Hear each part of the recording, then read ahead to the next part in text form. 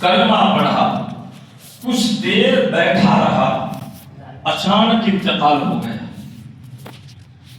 چند منٹ، چند ساعت، چند لمحہ نبی کی معیت میں رہا اور فوراً انتقال ہو گیا، وصال ہو گیا۔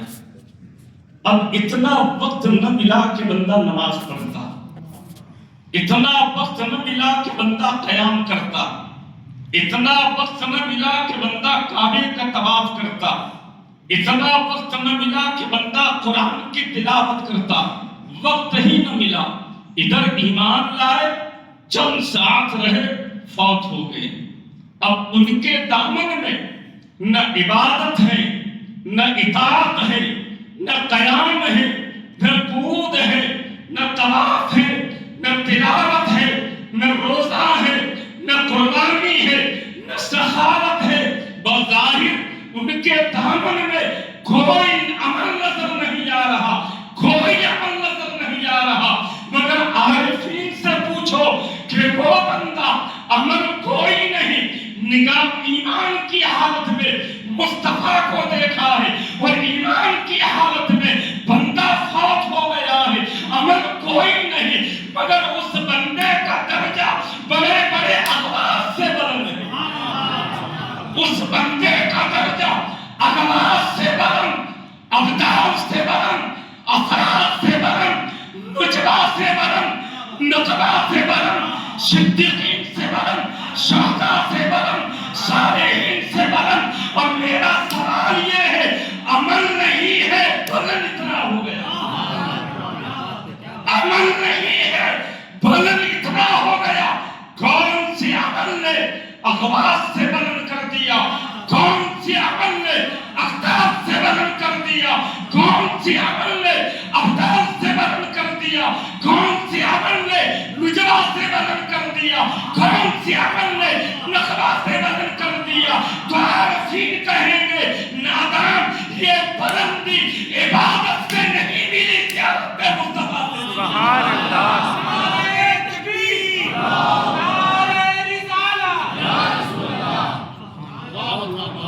چند منٹ ساتھ رہا، چند منٹ معیت میں رہا، چند منٹ قرب میں رہا، چند منٹ صحبت میں رہا، چند منٹ نسبت میں رہا، بندہ بڑے بڑے اقوال سے بلند ہو گیا۔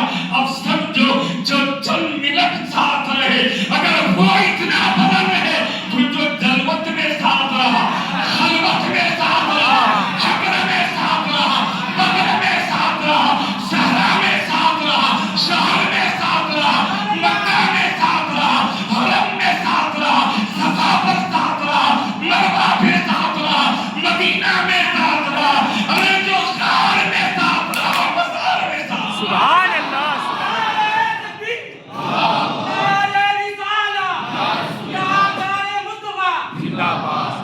گلی گلی نگر نگر ابو بکر، ابو بکر، گلی گلی نگر نگر ابو بکر، نگر نگر گلی گلی علی علی۔ اب سوچتے جاؤ، سوچتے جاؤ، مقام صدیق کتنا بلند ہے، مقام ابو بکر کتنا بلند ہے۔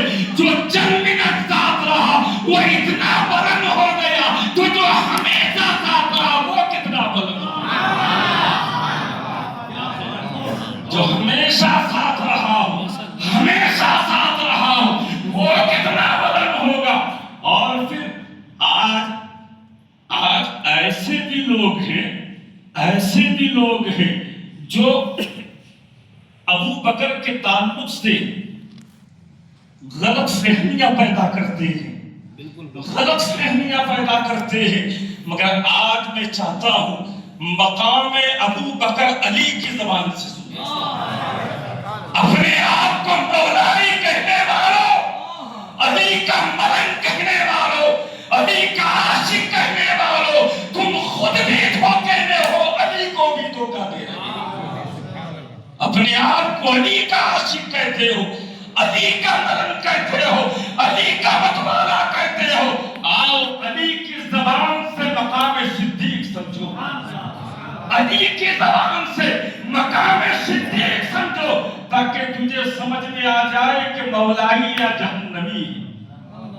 اپنی اوقات سمجھ میں آ جائے، اپنی اوقات سمجھ میں آ جائے کہ علی کا عاشق ہے یا اپنے لیے جہنم کا راستہ تیار کر رہا ہے۔ قرآن عظیم کی بے شمار آیتیں ہیں، بے شمار۔ بعض آیتیں ایسی ہیں جو سارے صحابہ کے شان میں اتری، اور بعض آیتیں ایسی ہیں جو تنہا ابو بکر صدیق کے شان میں اتری۔ اب سنو، ایک سنی کا عقیدہ کیا ہونا چاہیے؟ الحمدللہ اہل سنت والجماعت کا عقیدہ ہے کہ سارے صحابہ مومن ہیں۔ ہمارا عقیدہ ہے کہ سارے صحابہ مومن ہیں۔ آپ کہیں گے دلیل، ہم کہیں گے ہم نہیں کہتے۔ اللہ کا قرآن کہتا ہے اولئک هم المؤمنون حقا، اولئک هم المؤمنون حقا۔ نبی کے سارے صحابہ مومن ہیں، اور صرف مومن نہیں، اس سے بڑھ کے ایک بات اور میں عرض کروں، نبی کے سارے صحابہ جنتی ہیں۔ نبی کے سارے صحابہ جنتی ہیں۔ جسے اپنی خبر نہیں کہ ادھر جائے گا کہ ادھر جائے گا، اب وہ فیصلہ کرے گا کہ ابو بکر جنتی ہے یا عمر جنتی ہے۔ جسے اپنی خبر نہیں کہ میں جہنم کے شوروں میں جاؤں گا یا جنت کے باغوں میں جاؤں گا، وہ فیصلے کرے گا کہ ابو بکر جنتی ہے یا عمر جنتی ہے یا عثمان جنتی ہے یا علی جنتی ہے۔ سنو، ایک مومن کا یہ عقیدہ ہونا چاہیے کہ نبی کے جتنے بھی صحابہ ہیں سب کے سب جنتی ہیں۔ نبی کے جتنے بھی صحابہ ہیں سب کے سب جنتی ہیں، سب کے سب جنتی ہیں۔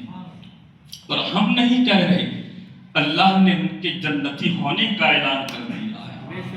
وعد اللہ الحسنى، وعد اللہ الحسنى، اللہ نے ان کے جنتی ہونے کا وعدہ فرما دیا ہے۔ ہم نمازیں پڑھیں خدا راضی ہو جائے، ہے کوئی سند کہ خدا تجھ سے راضی ہو گیا، مگر نبی کے صحابہ ایسے ہیں، فرمایا رضی اللہ عنہم ورضوا عنہ، اللہ ان سے راضی ہو گیا، یہ اللہ سے راضی ہو گیا۔ ایسوں کی شان میں بغاوت کرتے ہو، ایسوں کی شان میں اپنی زبان کھولتے ہو کہ جن کے جنتی ہونے کا اعلان قرآن کر دے، مومن صادق ہونے کا اعلان قرآن کر دے، رب اپنی رضا کا اعلان قرآن میں کر دے، ایسوں سے بغاوت کرتے ہو، دنیا بھی خراب ہو جائے گی، آخرت بھی خراب ہو جائے گی۔ والذی، ابھی آیاتیں تھیں، کئی آیتیں ہیں جو حضرت ابو بکر کی شان میں نازل ہوئی۔ والذی جاء بالصدق وصدق به، وصدق به۔ اب اس کے مختلف قرأتیں ہیں، مگر حضرت مولائے کائنات کی جو قرأت ہیں وہ یہ ہیں والذی جاء بالحق وصدق به، یہ مولائے کائنات کی قرأت، والذی جاء بالحق وصدق به۔ حضرت علی نے اس کو پڑھا کہ وہ جو حق لے کر آیا اور وہ جس نے حق کو تصدیق کیا۔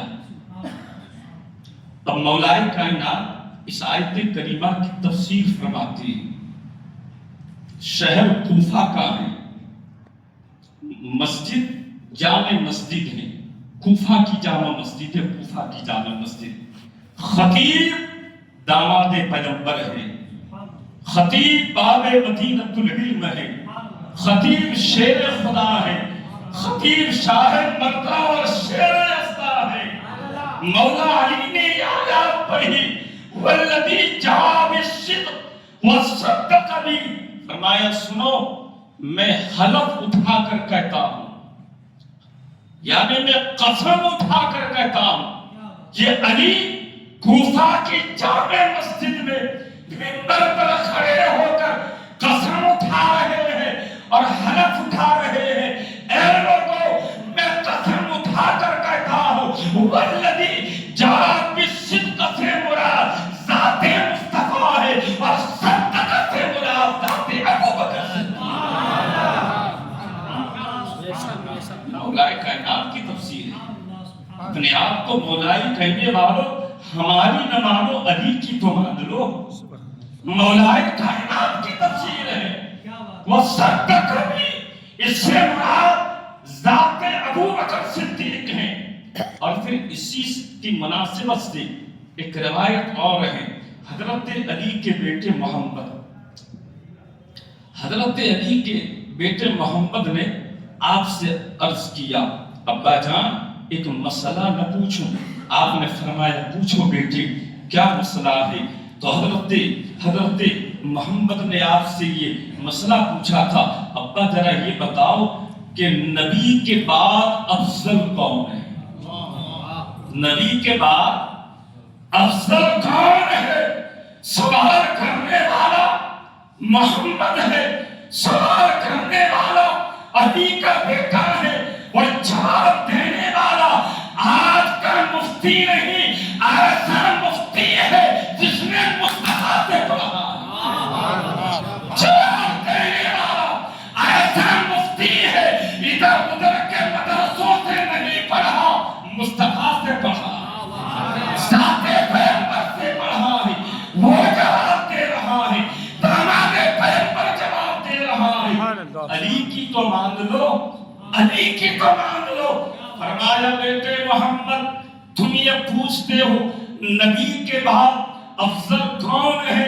حضرت علی فرماتے بیٹے نبی کے بعد ابو بکر صدیق افضل ہے. سبحان اللہ. محمد نے سوچا اب علی اپنا نام لیں گے. فرمایا عرض کیا ابا اس کے بعد کون ہے؟ فرمایا بیٹے اس کے بعد عمر بن خطاب افضل ہے. عمر بن خطاب افضل ہے. پھر محمد نے عرض کیا ابا اس کے بعد؟ فرمایا بیٹے اس کے بعد عثمان ابن عفان افضل ہے. عثمان ابن عفان افضل ہے. عرض کیا ابا اس کے بعد؟ فرمایا اس کے بعد علی مرتضیٰ افضل ہے. مولائی کہنے والوں ہماری نہ مانو علی کی تو مانو، علی کی تو مانو. یہ علی نے فتویٰ دیا ہے، یہ علی نے جواب دیا ہے. پہلا نمبر ابو بکر صدیق کا ہے، دوسرا نمبر عمر بن خطاب کا ہے، تیسرا نمبر عثمان ابن عفان کا ہے، اور چوتھا نمبر مولائی کا ہے. مولائی کا ہے. ایک روایت اور سنتے چلے. آقا کونین صلی اللہ تعالی علیہ وآلہ وسلم نے فرمایا میں نے اللہ تعالیٰ سے مانگا، اور ایک روایت میں آیا کہ اللہ تعالیٰ نے مجھے عطا کیا. اور پھر کمال دیکھو اس کے راوی بھی حضرت علی ہے. میں اس لیے ساری حدیثوں کو حضرت علی کی روایت سے نوٹ کر رہا ہوں، شاید مولائیوں کو سمجھ میں آ جائے، شاید ان کے دماغ کی کھڑکی کھل جائے. راوی ابو ہریرہ بھی نہیں، عبداللہ ابن مسعود بھی نہیں، جس کے عشق کا دعویٰ کرتے ہو وہی راوی ہے، وہی راوی ہے. حضرت علی راوی ہے. نبی پاک نے فرمایا رحمہم اللہ تعالی، اللہ تعالیٰ ابو بکر پر رحم فرمائے. رحمہم اللہ تعالی، اللہ تعالیٰ ابو بکر پر رحم فرمائے. علی فرماتے میں اس وقت نبی کی بارگاہ میں تھا، میں نے عرض کیا آقا اچانک آپ یہ جملہ ارشاد فرماتے ہو اللہ تعالیٰ ابو بکر پر رحم فرمائے. تو نبی پاک نے فرمایا اللہ تعالیٰ نے مجھے یہ عطا کیا ہے.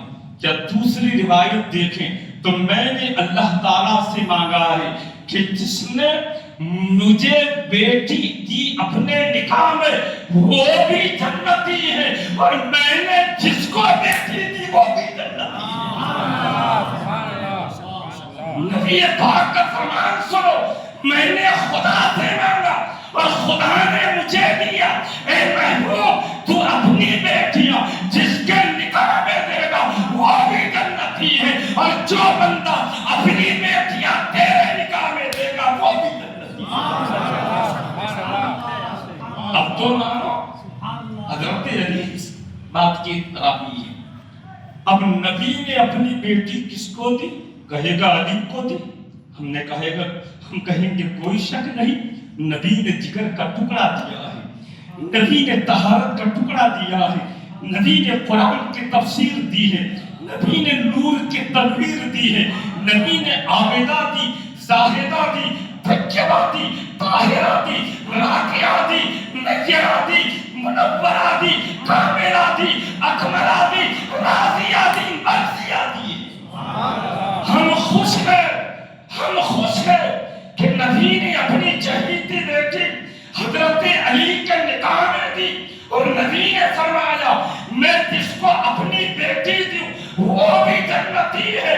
اس حدیث کی روشنی میں علی جنتی ہے، اس حدیث کی روشنی میں اس کا سینہ پھول جائے گا۔ ہم یہی تو سمجھانے جا رہے ہیں کہ علی جنتی ہے، علی جنتی ہے۔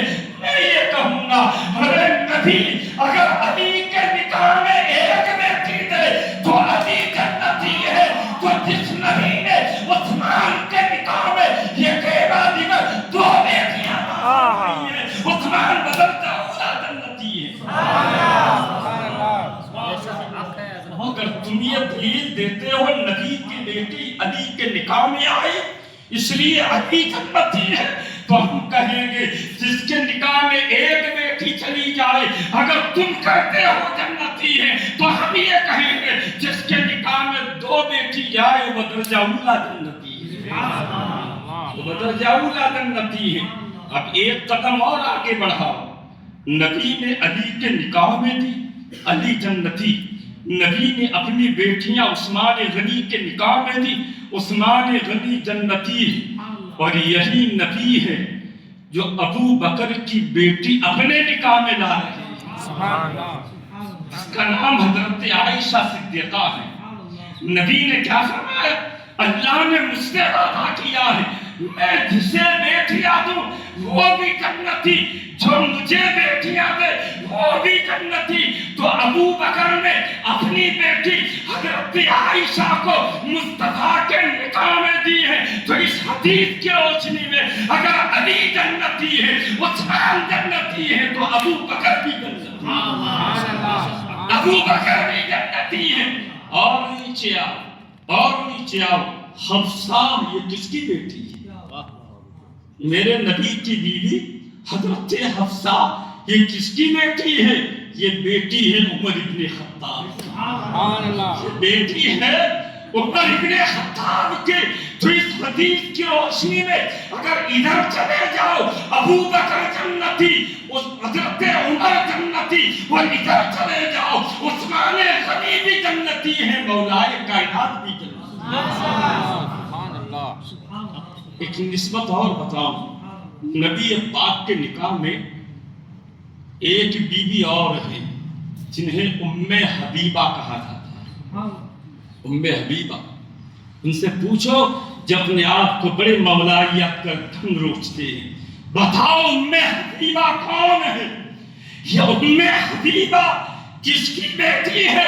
یہ ام حبیبہ اسی کی بیٹی ہے جسے ابو سفیان کہا جاتا ہے۔ یہ ام حبیبہ اسی صحابی کی بیٹی ہے جنہیں ابو سفیان کہا جاتا ہے، اور ام حبیبہ اس کی بہن ہے جسے امیر معاویہ سبحان اللہ، اس کی بہن ہے جسے امیر معاویہ کہا جاتا ہے۔ تو اس حدیث کی روشنی میں ابو سفیان بھی جنتی ہے، امیر معاویہ بھی۔ سبحان اللہ، نعرہ تکبیر، نعرہ رسالت، یا رسول اللہ، صحابی نبی جنتی، ہر صحابی نبی جنتی جنتی۔ آج میں نے عقائد کی باتیں اس لیے اٹھائی کہ دل جلتا ہے، دل جب میرے جوان سننے بھٹک جاتے ہیں، راہ راست سے بھٹک جاتے ہیں، تو دل جلتا ہے کہ ایک دن وہ تھا کہ صحابہ کرام کا سچا دیوانہ نظر آ رہا تھا، آج اہل بیت کے عشق کی آڑ میں ابو بکر کو برا بھلا کہہ رہا ہے، حضرت عمر کو برا بھلا کہہ رہا ہے، حضرت امیر معاویہ کو برا بھلا کہہ رہا ہے، حضرت ابو سفیان کو برا بھلا کہہ رہا ہے۔ یاد رکھو تمہارے برا بھلا کہنے سے ان کا کچھ نہیں بگڑنے والا، تم اپنی آخرت خراب کر رہے ہو۔ خدا نے جسے بلند کر دیا وہ قیامت تک بلند رہے گا، خدا نے جسے بلند کر دیا یزیدیوں نے سوچا تھا حسین کو ختم کر دے، حسین کو مٹا دے، حسین کو قتل کر دے، حسین ابن علی کو قتل بھی کر دیا، اور قتل کرنے کے بعد آپ کے سر کو وہ صندوق میں بھی لے جا سکتے تھے، جھولے میں بھی لے جا سکتے تھے، تھیلی میں بھی لے جا سکتے تھے، مگر یہ کیا بات ہے کہ یزیدیوں نے حسین ابن علی کے سر کو صندوق میں نہیں رکھا، نیزے کے اوپر چڑھا کے بلندی کے اوپر رکھ دیا۔ ہم نے عرض کہ مولا تیری مرضی کیا ہے، تیری مرضی کیا ہے؟ آواز آتی ہے بندے جو سر بلند ہوتا ہے وہ کبھی دوست کے ہاتھ میں بلند ہوتا ہے، کبھی دشمن کے ہاتھ میں بلند ہوتا ہے۔ تو جسے خدا نے بلند کر دیا ان ناصبیوں کے کہنے سے، ان روافض کے کہنے سے، ان تفسیریوں کے کہنے سے کسی کی شان میں کوئی کمی نہیں آنے والی۔ یہ اپنی آخرت خراب کر رہی ہے، یہ اپنی قبر میں تاریکی پیدا۔ اچھا ایک حدیث اور سنیں، اکثر و بیشتر اس حدیث کا حوالہ دیا جاتا ہے کہ نبی پاک نے غدیر خم کے موقع پر حضرت علی کا ہاتھ پکڑا اور ہاتھ پکڑنے کے بعد کہا تھا من کنت مولا فعلی مولا۔ اسی حدیث کو کہہ کے لوگوں کو گمراہ کیا جاتا ہے کہ نبی پاک نے غدیر خم کے موقع پر علی کا ہاتھ پکڑا اور کہا تھا من کنت مولا فعلی مولا، من کنت مولا فعلی مولا۔ جب یہ بات ہمارے سامنے سنائی ہم نے کہا ہم دل سے تسلیم کرتے ہیں یہ حدیث مصطفیٰ ہے۔ ہم نے کب کہا نبی نے نہیں فرمایا، ہم نے کب کہا یہ قول پیغمبر نہیں ہے، مگر میرا سوال یہ ہے کہ اگر تم قوم کے سامنے غدیر خم کی یہ حدیث پیش کرتے ہو تو قوم کے سامنے وہ حدیث بھی تو پیش کرو۔ آقا کونین جناب پاک محمد رسول اللہ صلی اللہ تعالی علیہ وآلہ وسلم اپنے در دولت سے نکلے، اپنے در دولت سے نکلے، اپنے گھر سے نکلے، کہاں جا رہے ہیں؟ مسجد نبوی کی جانب، مسجد نبوی کے اندر جا رہے ہیں۔ نبی پاک نے ایک ہاتھ سے ابو بکر کا ہاتھ پکڑا، ایک ہاتھ سے عمر کا ہاتھ پکڑا اور دونوں کے ہاتھوں کو بلند فرمایا، دونوں کے ہاتھوں کا بلند فرمایا۔ اگر من کنت مولا فعلی مولا بیان کرتے ہو تو یہ حدیث بھی بیان کرو کہ رسول اللہ نے مسجد نبوی میں ابو بکر کے ہاتھ کو پکڑا تھا اور عمر کے ہاتھ کو پکڑا تھا، اور پکڑنے کے بعد خطبہ دیا تھا۔ عالم تصور میں ایک بات آئی، یا رسول اللہ ایک خیبر حجاز کے رشندہ آقا، اتنے سارے صحابہ ہیں مگر بات کیا ہے؟ ابو بکر کے ہاتھ کو پکڑا جا رہا ہے، عمر کے ہاتھ کو پکڑا جا رہا ہے۔ تو رسول کی رحمت جواب دیتی ہے میں نگاہ نبوت سے دیکھ رہا ہوں کہ بھونکنے والے دوسروں پر نہیں بھونکیں گے، یا تو میرے صدیق کو بھونکیں گے یا تو میرے عمر کو بھونکیں گے۔ اس لیے میرے آقا نے فرمایا پہچانو انہیں، یہ ابو بکر کا ہاتھ ہے، پہچانو انہیں، یہ عمر کا ہاتھ ہے۔ اور فرمایا جانتے ہو یہ میرے ساتھی ہیں، یہ میرے ساتھی ہیں۔ اور ابو بکر تو وہ ہے جو غار کا بھی ساتھی ہے، اور ابو بکر وہ ہے جو حوض کوثر کا بھی ساتھی ہے، غار کا بھی ساتھی ہے اور حوض کوثر کا بھی ساتھی ہے۔ ایک نکتہ اور ذہن میں آیا تاکہ عقیدہ مضبوط ہو جائے۔ میں جانتا ہوں آپ اصلاحی گفتگو سننا چاہتے ہو، ایک اشارہ اور سمجھیں۔ قرآن عظیم کی ایک آیات ہے یا ایھا الناس انا خلقناکم من ذکر و انثی وجعلناکم شعوبا وقبائل لتعارفوا ان اکرمکم عند اللہ اتقاکم۔ پوری بات بیان کرنا مقصود نہیں، یہاں اللہ فرماتا ہے کہ بے شک اللہ کے نزدیک وہ عزت والا ہے جو تم میں سب سے زیادہ اتقا ہے۔ اتقاکم، اور کمال یہ ہے کہ جب ہم نے قرآن کی آیتوں کو دیکھا اور حدیث طیبات کو دیکھا تو ہمیں شان صدیق میں ایک امتیازی شان نظر آئی، اور وہ امتیازی شان کیا ہے کہ جب جب مقام ابو بکر بیان ہوا، شان صدیق بیان ہوئی، تو اللہ تعالیٰ نے ہمیشہ اس میں تفصیل استعمال فرمایا۔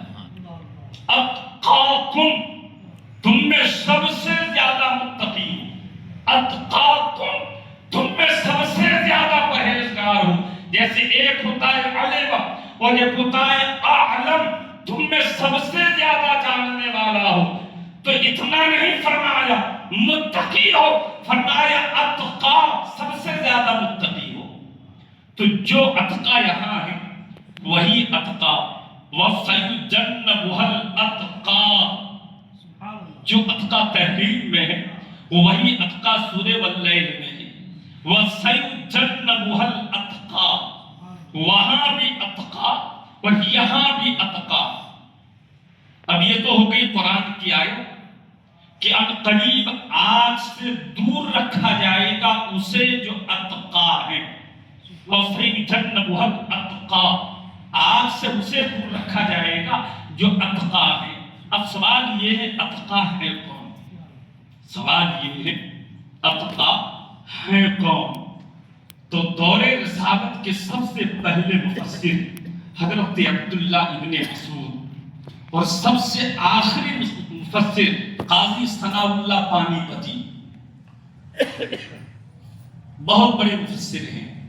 اب یہ دونوں مفسر اپنی اپنی تفسیروں میں، بقیہ باقی تفسیروں نے بھی مفسروں نے انہی کا ذکر کیا، چاہے تفسیر کبیر کا معاملہ ہو یا تفسیر العلمی کا معاملہ ہو یا تفسیر نور البیان کا معاملہ ہو یا تفسیر تبیان القرآن کا معاملہ ہو، سارے مفسر ادھر ہی گئے ہیں، مگر بالخصوص عبداللہ ابن مسعود اور قاضی ثناء اللہ پانی پتی فرماتے ہیں یہاں اتقا سے مراد کوئی دوسری ذات نہیں، ذات صدیق اکبر۔ سبحان اللہ، فرماتے اللہ کے نزدیک اگر کوئی عزت والا ہے تو ذات ابو بکر صدیق ہے۔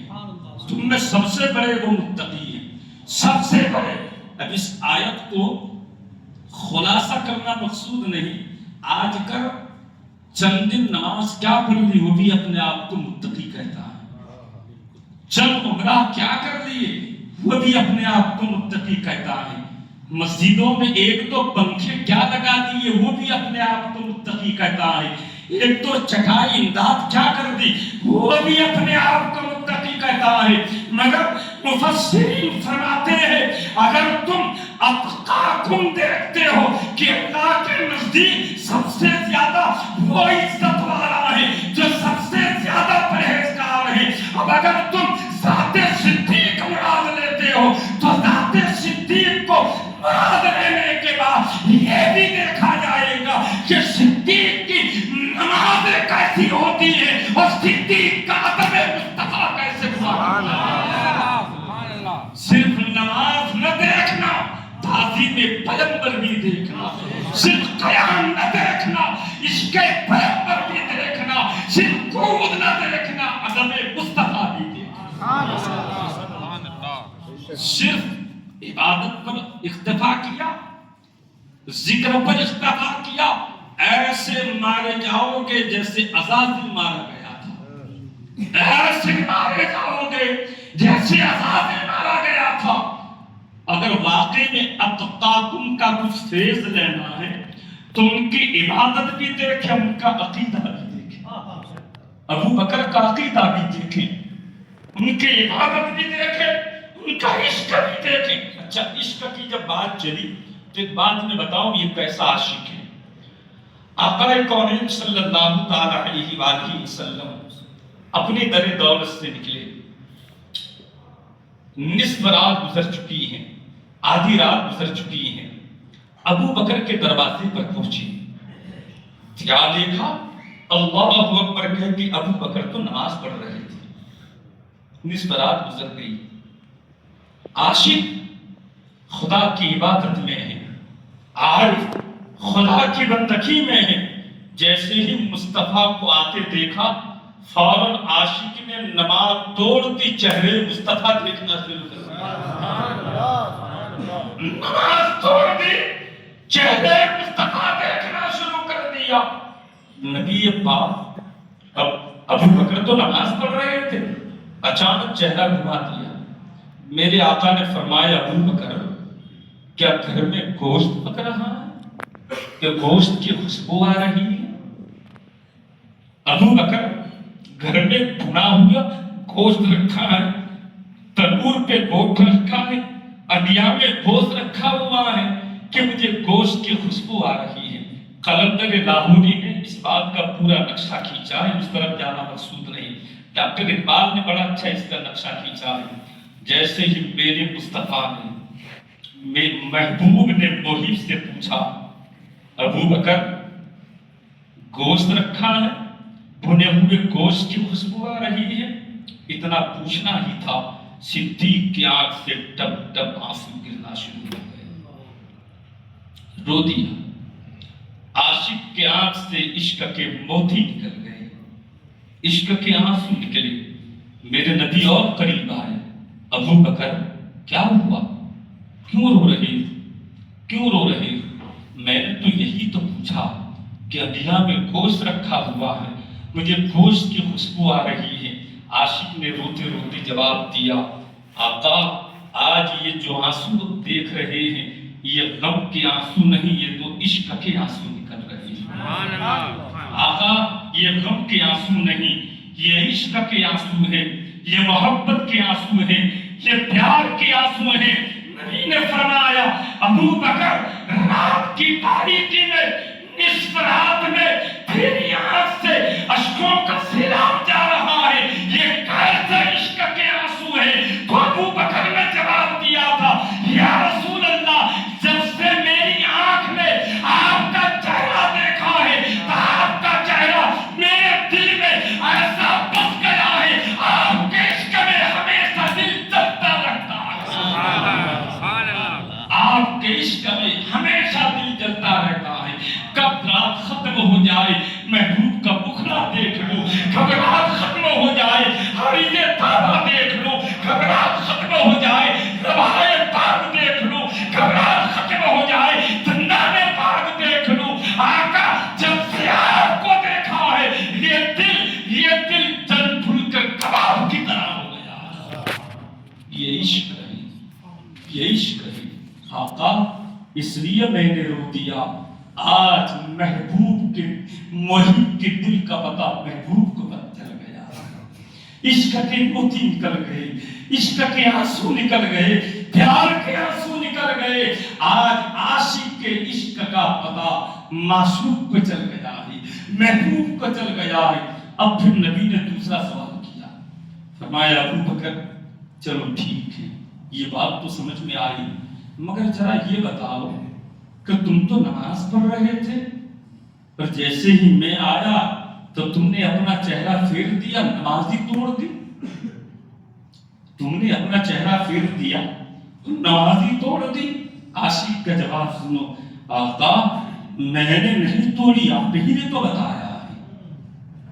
عاشق کا جواب سنو، عاشق کا جواب سنو، آقا میں نے نہیں توڑی، آپ ہی نے تو بتایا ہے۔ مصطفیٰ فرماتے ہیں میرے عاشق میں نے کیا بتایا ہے؟ ابو بکر عرض کرتی آقا آپ نے فرمایا اگر سورج سر پہ آ جائے تو سجدہ نہیں کیا جاتا، اگر آسمان کا سورج سر پہ آ جائے تو سجدہ جائز نہیں ہوتا۔ یہاں تو آسمان کا سورج نہیں نبوت کا سورج آ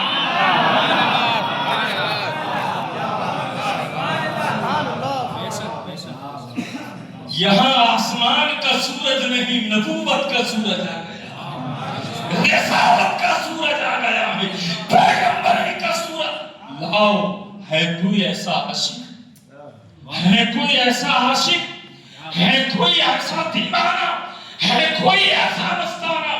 ایک نکتہ اور سنتے چلے، ابو بکر یہ نام نہیں کنیت ہے، صدیق لقب ہے، نام تو عبداللہ ہے، نام عبداللہ ہے، اور ابو بکر بھی کنیت کیسی کہ بیٹے کا نام بھی بکر نہیں. کنیت کب بولی جاتی ہے؟ اگر بیٹے مثلا اگر بیٹے کا نام مدنی ہے تو میں کہوں گا ابو مدنی، اس لیے کہ بیٹے کا نام مدنی ہے. مگر ابو بکر کے بیٹے کا نام بکر بھی نہیں، پھر بھی ابو بکر کہا جاتا ہے. تو اہل عرب میں دو جہتوں سے کنیت بولی جاتی تھی، یا تو بیٹے کے نام کی جانب منسوب کر کے، یا تو اس بندے کی صفت کی جانب منسوب کر کے. تو سارے اہل عرب کہتے ہیں بکر یہ نام تو نہیں، کنیت ہے، اور ابو بکر کے بیٹے کا نام بھی بکر نہیں، پھر بھی ابو بکر کہا جاتا ہے. تو اس میں عارفین کے دو قول ہیں. فرمایا بکر کا معنی ہوتا ہے پکا ہوا پھل. عارفین کہتے ہیں ابو بکر کو، عبداللہ کو ابو بکر اس لیے کہا جاتا ہے کہ بکر کا معنی ہے پکا ہوا پھل، اور اسی سے پھر مطلب نکالتے ہیں.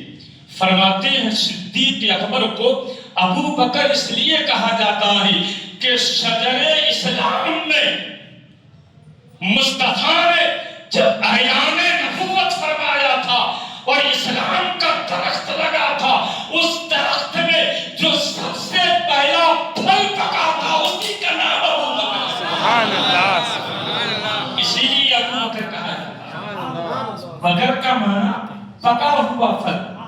کتنی اچھی اس کی وضاحت فرمائی، کتنی اچھی اس کی توضیح اور تشریح فرمائی کہ اسلام کے شجر میں جو سب سے پہلا پھل پکا تھا اسی کو ابو بکر کہا. ایک توضیح یہ فرمائی، اور دوسری توضیح یہ فرمائی کہ بکر کا معنی ہے پہلا، بکر کا معنی ہے اول، بکر کا معنی ہے جلدی کرنے والا، بکر کا معنی ہے لبیک کہنے والا، بکر کا معنی ہے دیر نہ کرنے والا، بکر کا معنی ہے فوراً کرنے والا، بکر کا معنی ہے اولیت والا. تو تشریح کرنے والے اس کی بڑی اچھی تشریح کہتے ہیں ابو بکر کو ابو بکر اس لیے کہا جاتا ہے کہ جب بھی دیکھا گیا ابو بکر ہر کام میں پہلا نظر آ رہا ہے، ہر کام میں اول نظر آ رہا ہے.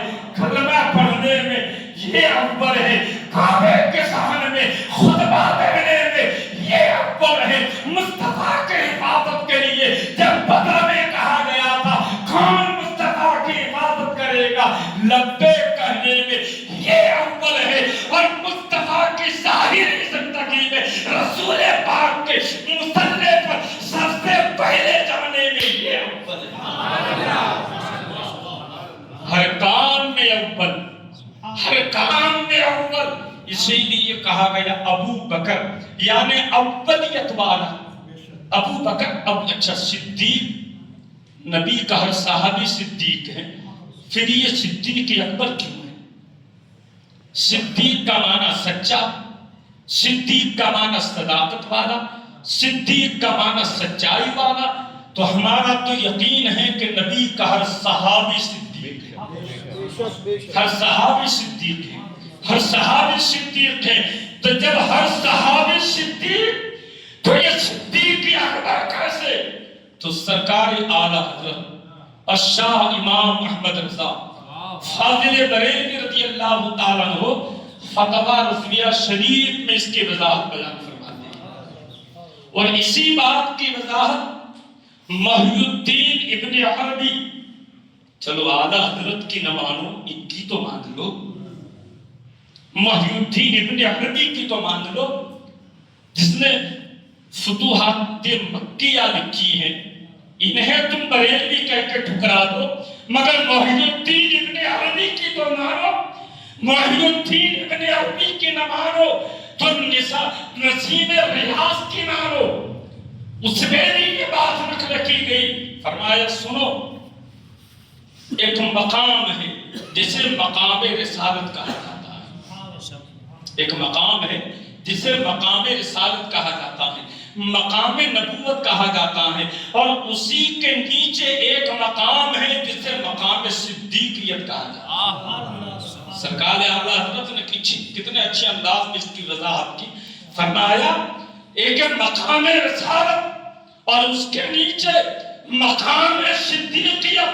اب یہ جو مقام صدیقیت ہے اس میں ہر صحابی شامل ہے، اور مقام نبوت اور مقام صدیقیت کے درمیان اور مقام رسالت کے قریب ایک مقام ہے جسے مقام فردون کہا جاتا ہے۔ مقام صدیقیت نیچے، مقام نبوت اوپر، اور اسی کے بیچ میں مقام نبوت کی جانب، مقام رسالت کی جانب ایک مقام ہے جسے مقام فردون کہا جاتا ہے۔ سیدی سرکار محی الدین ابن عربی اپنی کتاب فتوحات مکیہ میں فرماتے ہیں کہ ہر صحابی کو صدیق کہا گیا، اور ابو بکر کو صدیق اکبر اس لیے کہا گیا ہے وہ جو مقام فردون ہے وہاں کوئی فائد نہیں سوائے صدیق اکبر۔ سبحان اللہ، سبحان اللہ، وہاں کوئی فائز نہیں ہے۔ مقام فردون پر کوئی فائز نہیں، صرف ابو بکر فائز ہے، صرف عبداللہ فائز ہے، اس لیے آپ کو صدیق نہ کہا گیا، صدیق اکبر کہا گیا۔ صدیق نہ، کن کن الفاظوں میں آپ کی تعریف کی جائے، کس کس انداز میں آپ کی تعریف کی جائے، بس ایک دو حدیث اور سن لے درود پاک اللہ صلی اللہ علیہ وسلم۔ سیدنا مولانا محمد لوگوں، کبھی کبھی ایسی محفلیں ہوتی ہیں جس میں عقیدے کی اصلاح ہوتی ہے۔ خوب سن لی نماز کی برکتیں، اگرچہ نہیں پڑھتی، خوب سن لی جمعہ کی برکتیں، خوب سن لی غوث پاک کی کرامتیں، خوب سن لی غریب نواز کی کرامتیں، وہ تو با کرامت ہے ہی، اپنے ایمان کی بچانے کی فکر کرو۔ اپنا ایمان بچانا ہے تو علماء کے قریب رہو، علماء کی معیت میں رہو، علماء کی سنت میں رہو، علماء کے قرب میں رہو۔ یاد رکھو تمہاری ذات سے علماء کا فائدہ ہو یا نہ ہو، مگر علماء کی ذات سے تمہارا یہ فائدہ ہے کہ ایمان بھی بچ جائے گا، عقیدہ بھی بچ جائے گا۔ سبحان اللہ، سبحان اللہ۔ تمہاری ذات سے علماء کا فائدہ ہو یا نہ ہو، مگر علماء کی ذات سے تمہارا یہ فائدہ ہوگا۔ عالم کبھی تمہیں گمراہ نہیں ہونے دے گا، تمہیں راضی نہیں ہونے دے گا، تمہیں ناصبی نہیں ہونے دے گا، تمہیں تفصیلی نہیں ہونے دے گا، تمہیں بدعقیدہ نہیں ہونے دے گا۔ کون ابو بکر؟ کون ابو بکر؟ رونق بازار مصطفیٰ کا نام ابو بکر ہے، زینت دربار مصطفیٰ کا نام ابو بکر ہے، عکس جمال مصطفیٰ کا نام ابو بکر ہے، شکل کمال مصطفیٰ کا نام ابو بکر ہے، واقف اسرار مصطفیٰ کا نام ابو بکر ہے، راستار پیغمبر کا نام ابو بکر ہے، نیازے دار مصطفیٰ کا نام ابو بکر ہے، اور یار مزار مصطفیٰ کا نام ابو بکر ہے۔ پیغمبر اعظم نے، بس اب آخری بات سنی ہے، تھوڑی ایک واقعہ عرض کر دوں تاکہ یہ نہ کہوں کہ بہت گھاڑی تقریر ہو گئی۔ نبی پاک نے اپنی زندگی میں بہت سفر فرمائے، مگر دو سفر میرے پیغمبر کے بڑے عظیم ہیں۔ واقعہ بتانا مقصود نہیں، بس ایک دو نکتے میں آپ کی خدمت میں رکھ کے بات آئے تکمیل تک پہنچا دوں۔ بے شمار سفر فرمائے، مگر میرے مصطفیٰ کے جو دو سفر ہیں، دو سفر تاریخ اسے یاد رکھیے گی، ایک ہجرت والا سفر، ایک معراج والا سفر۔ سبحان اللہ۔ ایک ہجرت والا سفر اور ایک معراج والا سفر، اور ترتیب تو دیکھو، اس ماہ میں ہجرت والا سفر بیان ہوگا، آنے والے ماہ میں معراج والا سفر۔ ترتیب تو دیکھیں، یہاں ہجرت والا سفر، آنے والے مہینے میں معراج والا سفر، تاریخی سفر ہے یہ دونوں۔ آپ علماء سے سنتے رہتے، اس طرح مجھے جانا نہیں۔ نبی پاک نے جب ہجرت والا سفر فرمایا، ہجرت والا سفر، تو اس سفر میں اپنی معیت کے لیے، اپنی سنگت کے لیے، اپنے ساتھی کے لیے اسے چنا جو سارے صحابہ میں افضل تھا۔ سبحان اللہ۔ اسے چنا جو سارے صحابہ میں افضل تھا۔ جب ہجرت کا سفر کرنے کا قصد کیا اسے چنا جو سارے صحابہ میں افضل تھا، اور جب معراج والا سفر کا ارادہ ہوا تو اسے چنا جو سارے فرشتوں میں۔ سبحان اللہ، سبحان اللہ، ماشاء اللہ۔ یہاں اسے چنا جو سارے صحابہ میں افضل، وہاں اسے چنا جو سارے فرشتوں میں افضل۔ خیر، واقعہ مشہور ہے، ہجرت کی رات آئی، نبی اپنے دروازے سے نکلے، ابو بکر صدیق کے دروازے پر گئے۔ اب درمیان میں کیا کیا ہوا یہ مجھے بتانا نہیں، مگر سوال یہ ہے کہ راز سمجھ میں نہیں آتا، صداقت چل کے نبوت کے دروازے پہ آتی، یہ معاملہ کیا ہے نبوت چل کے صداقت کے دروازے پہ جا رہی، یہ راز سمجھ میں نہیں آتا۔ اب تک تو یہ سنا تھا کہ صداقت نبوت کی دہلیز پہ آتی ہے، عدالت نبوت کی دہلیز پہ آتی ہے، سخاوت نبوت کی دہلیز پہ آتی ہے، شجاعت نبوت کی دہلیز پہ آتی ہے۔ یہ عجیب معاملہ ہے، نبوت چلی صداقت کے دروازے پر پہنچی، رسالت چلی صداقت کے دروازے پر پہنچی، پیغمبری چلی صداقت کے دروازے پر پہنچی۔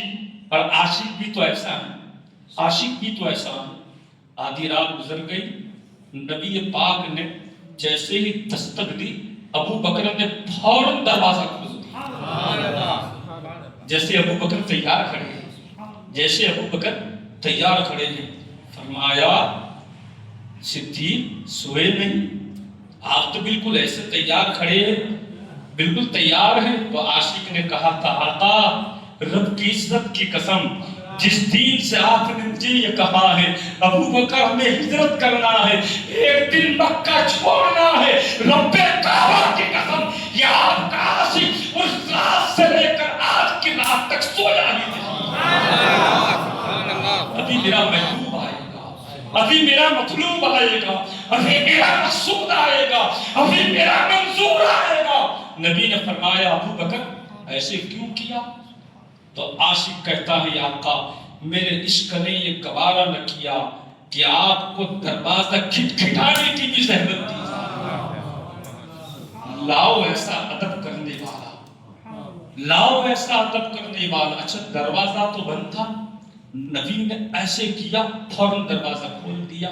اب میرا سوال یہ ہے کہ مکہ کے حالات سازگار نہ تھے، ہو سکتا ہے کوئی دشمن بھی آیا ہو سکتا ہے کوئی حملہ کرنے والا بھی آیا ہو، یہ کیا بات ہے کہ ابو بکر نے کچھ پوچھا بھی نہیں کہ مقتل باب دروازے پر کون ہے، فوراً دروازہ کھولا۔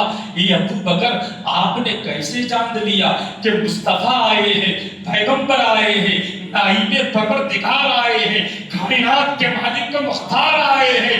اس کے ابو بکر جواب دیتا ہے، اے سوال کرنے والے، میں راستہ مصطفیٰ ہوں، اگر ان کے کھٹکھٹانے کو ابو بکر نہ سمجھے گا تو کون سمجھے گا؟ سبحان اللہ۔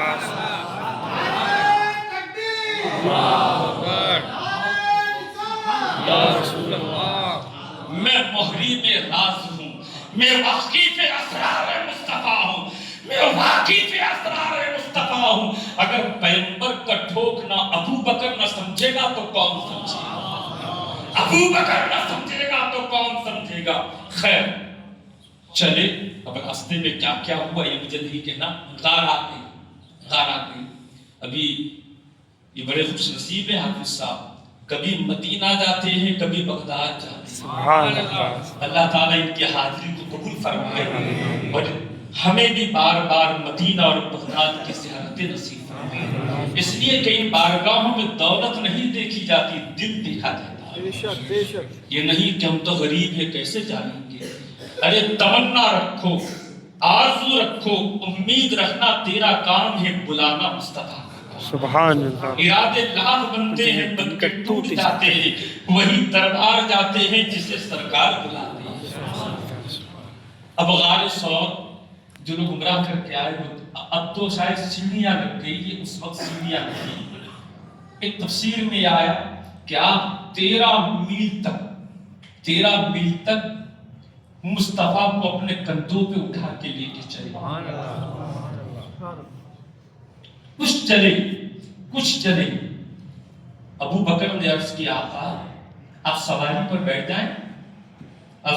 بیٹھ جائیں، نبی پاک نے فرمایا ابو بکر سواری؟ آپ نے دائیں دیکھا بائیں دیکھا، جب نیچے دیکھا تو سواری کیا نظر آتی؟ ابو بکر کے کندھے نظر آ رہے،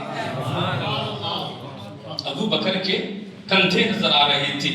میرے پیغمبر ابو بکر صدیق کے کندھے پر بیٹھ گئے اور ابو بکر صدیق آہستہ آہستہ آہستہ آہستہ کھڑے ہو گئے۔ اب یہاں ایک نقطہ میں عرض کروں، بڑے بڑے فقہا یہ بات نقل کرتے ہیں کہ مدینہ طیبہ اور مدینہ طیبہ میں روضہ رسول اور روضہ رسول میں قبر مصطفیٰ اور قبر مصطفیٰ جس میں مصطفیٰ کو سلایا گیا ہے اور زمین کا جو حصہ پشت پیغمبر سے ٹچ ہو گیا ہے وہ حصہ عرش اعظم سے بھی ذات راضی اسے سمجھ لیتا، تفصیلی اسے سمجھ لیتا، تفصیلی اسے سمجھ لیتا۔ زمین کا وہ حصہ جو پشت پیغمبر سے بس ہے، زمین کا وہ حصہ جو جس میں مصطفیٰ سے بس ہے، وہ عرش سے بھی افضل، عرش اعلیٰ سے بھی افضل، جنت سے بھی افضل، جنت کی کیاریوں سے بھی افضل۔ ہم نے کہا کیوں؟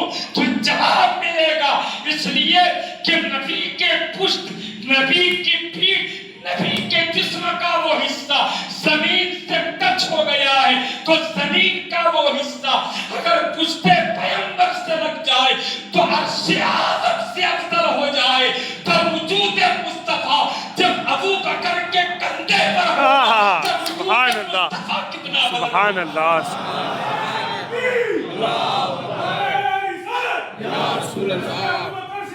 زندہ آباد۔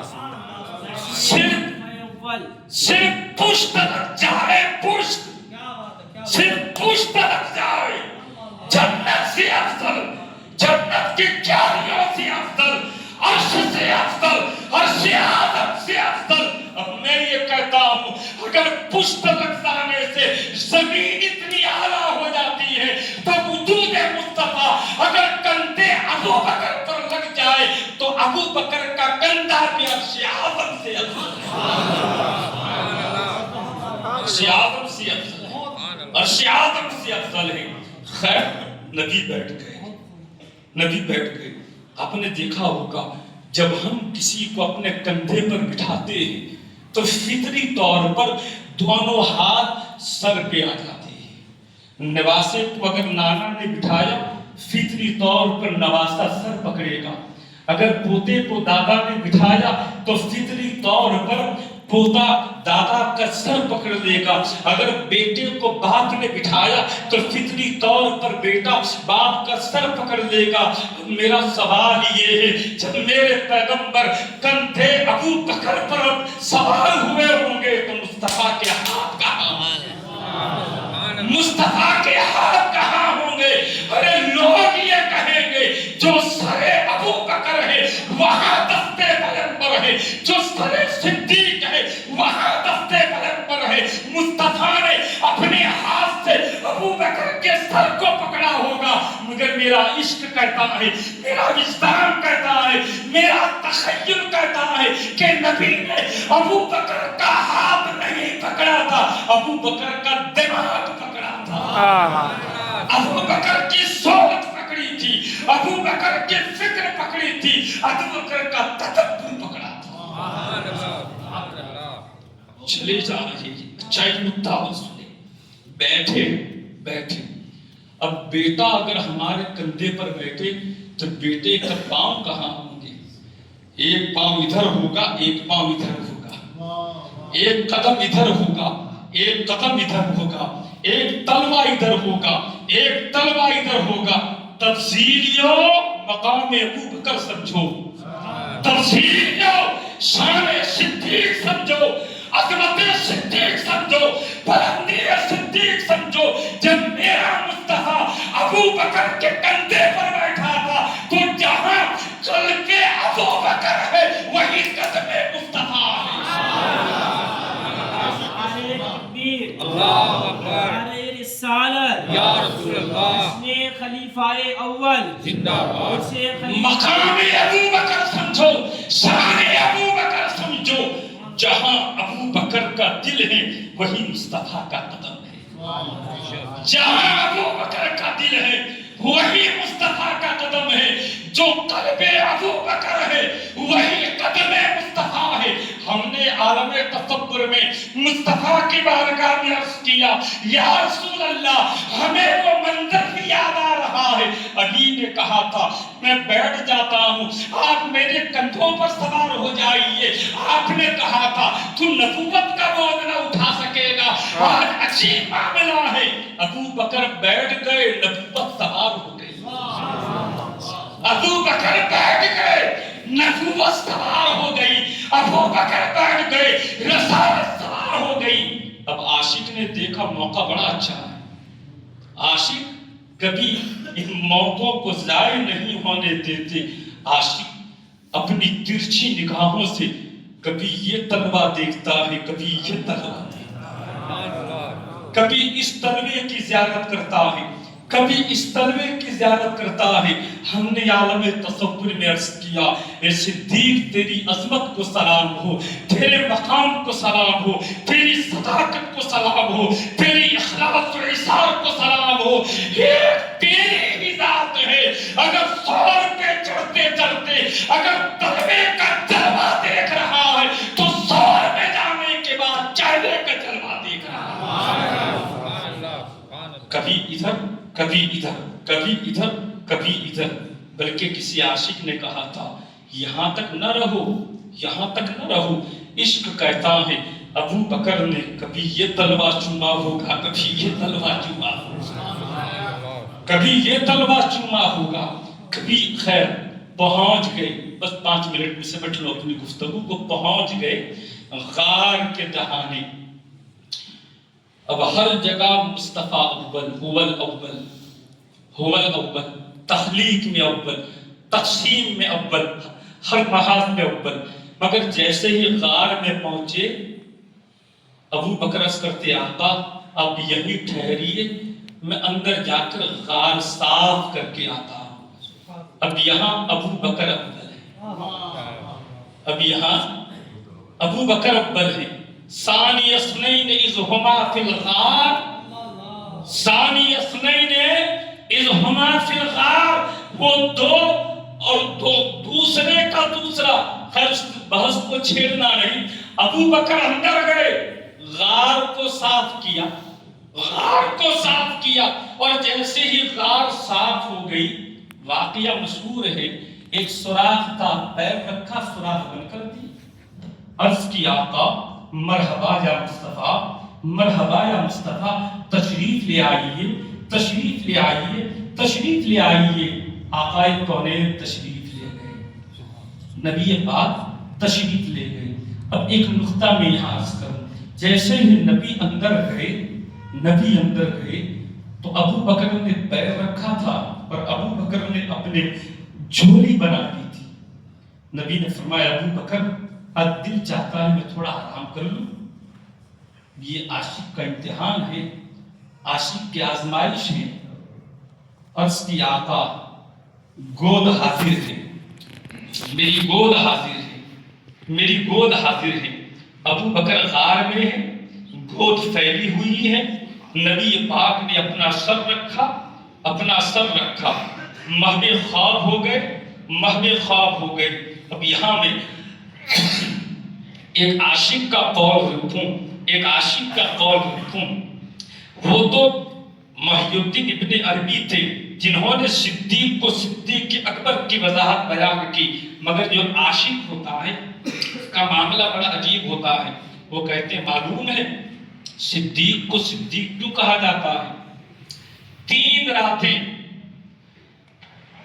और 3 दिन, 3 रातें اور 3 دن 3 راتوں تک اور 3 دنوں تک چہرے مصطفیٰ کو نہ چاند دیکھ رہا ہے نہ سورج دیکھ رہا ہے، ٹکٹکی باندھے ہوئے نگاہ ابو بکر دیکھ رہا ہے۔ 3 شب 3 راتوں تک مصطفیٰ کے چہرے کو نہ چاند نے دیکھا نہ سورج نے دیکھا نہ ستاروں نے دیکھا، بس ٹکٹکی باندھے ہوئے نگاہ ابو بکر نے دیکھا۔ عاشق کہتا ہے اب سمجھ میں آیا اسی لیے انہیں صدیق اکبر کہا جاتا ہے۔ عاشق کہتا ہے اسی لیے انہیں صدیق اکبر کہا جاتا ہے۔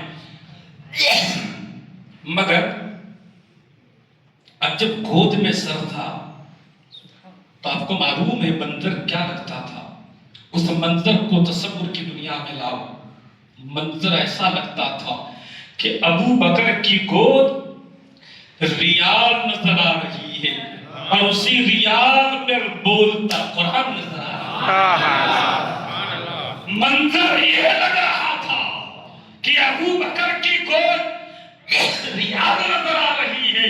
جبھی تو کسی نے کہا کہ ہم نے عالم تصور میں ابو بکر سے پوچھا، اے ابو بکر کیا کیا تم نے 3 راتوں تک اور 3 دنوں تک؟ تو ابو بکر جواب دیتے ہیں رب کعبہ کی قسم اور کچھ نہیں کر رہا تھا، قرآن کی تلاوت کر رہا تھا۔ ابو بکر کہتے اور کچھ نہیں کر رہا تھا، قرآن کی تلاوت کر رہا تھا۔ کیسی تلاوت؟ درود پاک میں اللہم صلی اللہ علیہ وسلم۔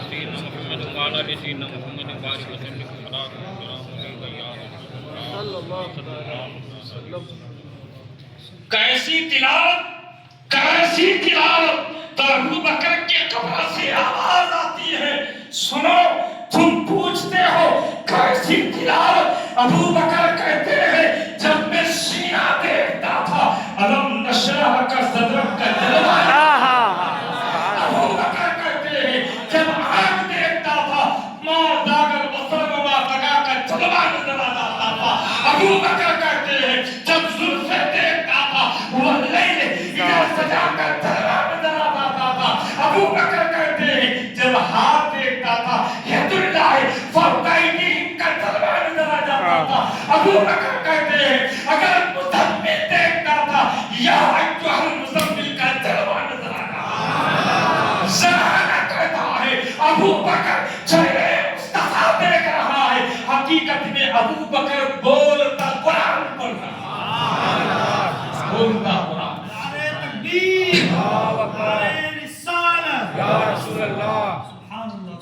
اب کفار نے تعاقب کیا، آخری مرحلہ سنے، پھر کسی موقع پر انشاءاللہ کفار تلاش کرتے کرتے غار کے منہ تک آ گئے، غار کے منہ تک۔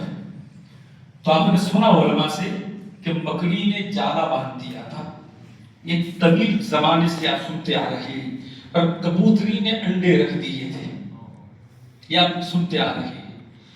اب مکہ کے بے ایمان تلاش کرتے کرتے آئے، چند بے ایمان تھے، مشرک تھے، ایک نے کہا اندر ہوں گے، دوسرے نے کہا تیرا دماغ خراب ہے، اگر اندر ہوتے تو مکڑی کا جالا بھی ٹوٹ جاتا اور کبوتری کے انڈے بھی ٹوٹ جاتے، لہٰذا اندر نہیں۔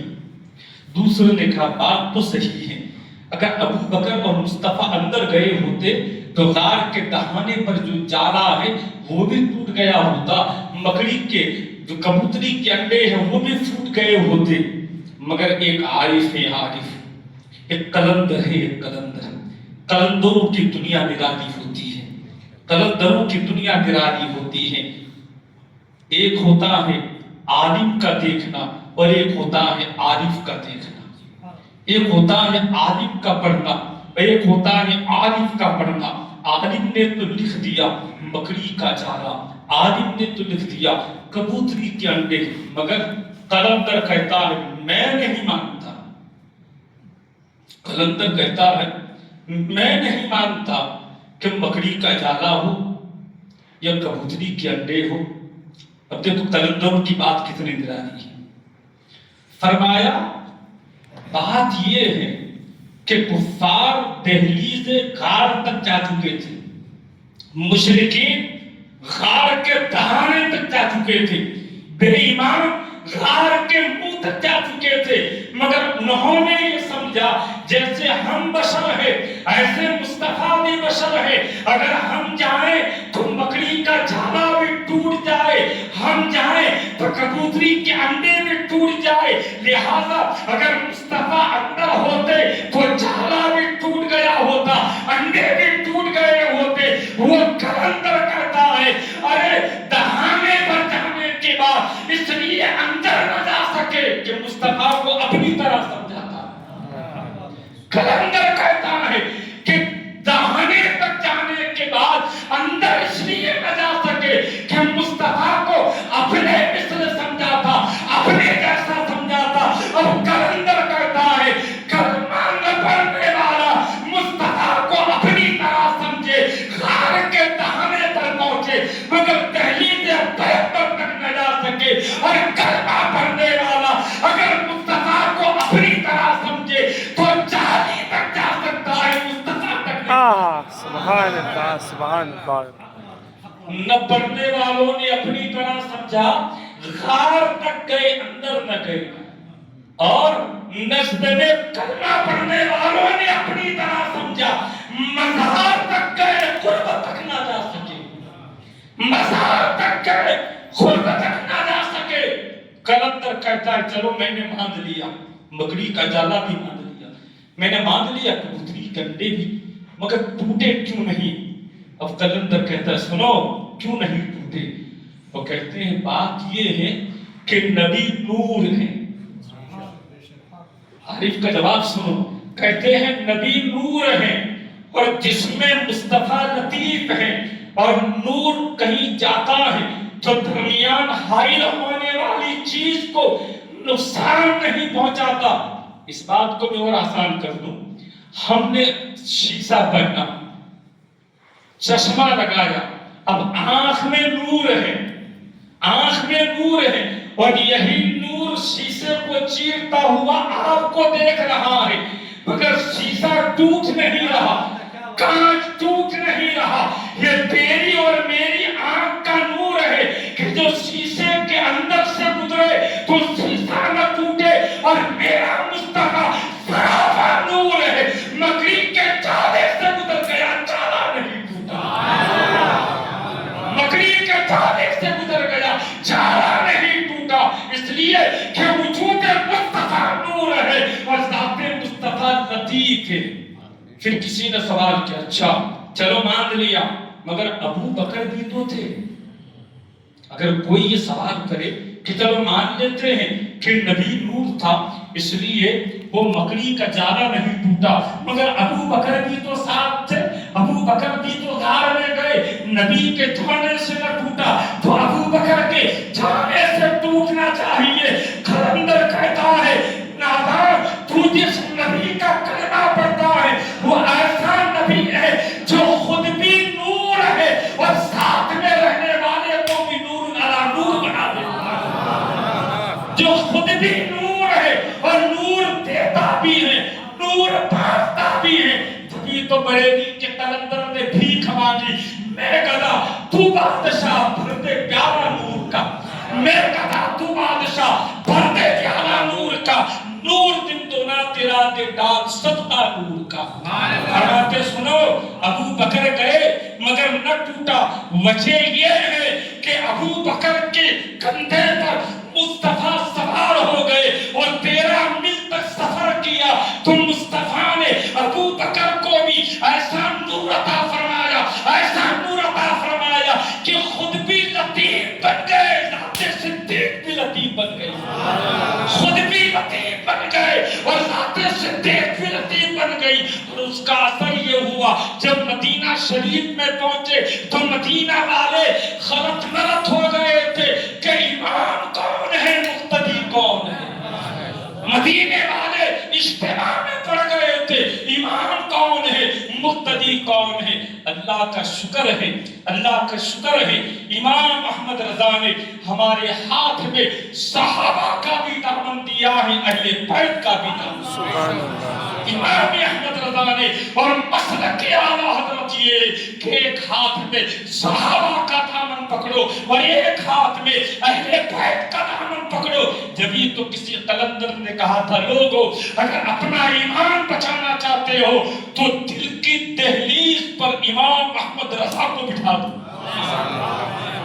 کسی قلندر نے کہا تھا اگر ایمان بچانا چاہتے ہو تو دل کی دہلیز پر امام احمد رضا کو بٹھا دو. اگر وہ بیٹھ جائیں گے نہ ناس بھی اندر جا سکتا ہے نہ خارجی اندر جا سکتا ہے. اللہ تعالیٰ ہمیں اور آپ کو مسلک اعلیٰ حضرت پر زندہ رکھے اور مسلک اعلیٰ حضرت پر موت نصیب فرمائے. صلاۃ و سلام کے لیے کھڑے.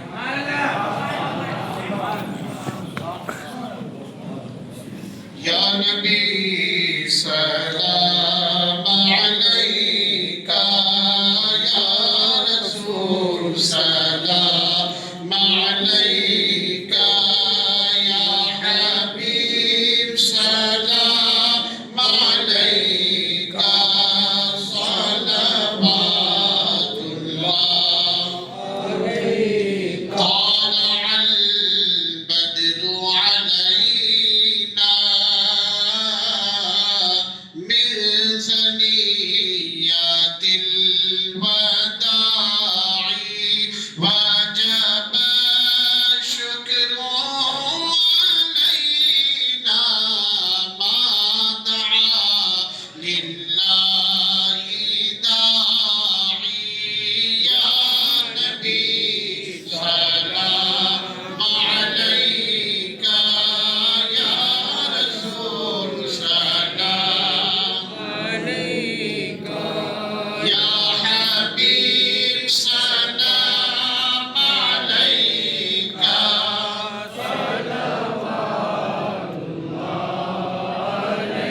مصطفیٰ خیر الورا ہو سرور ہر دو سرا ہو. کیوں رضا مشکل سے ڈریے جب نبی مشکل کشا